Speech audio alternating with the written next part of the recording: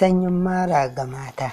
Sanyin mara a yau ya zama gama gari, domin kuwa zai wuya ka ga mutum baya fama da shi, mace ko namiji.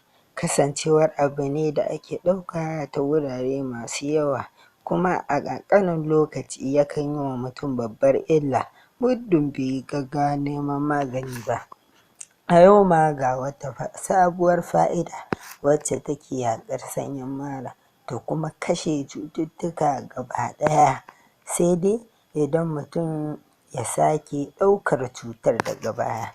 Kasancewar sanyin mara yana ɗaya daga cikin cututtuka masu wuyar sha'ani da kuma kawo cikas ga mu'amalar zamantakewar aure, ya sa muke yawan kawo maganin wanda zai magance wannan matsala.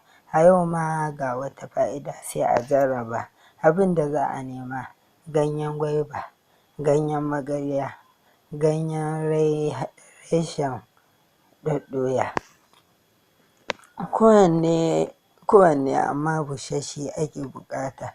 Idan ma ɗanye aka samu sai ka shanya ya bushe, sai a haɗa su waje ɗaya a daka su su zama gari, sai a riƙa ɗiban cokali ɗaya babba a zuba a kofi, a tafasa sosai. Bayan an ɗauke sai ya wuce kaɗan, sai ka raba biyu, kowanne a sa zuma kamar cokali 4, a sha ɗaya da safe ɗaya da daddare, hakan har tsawon sati 2.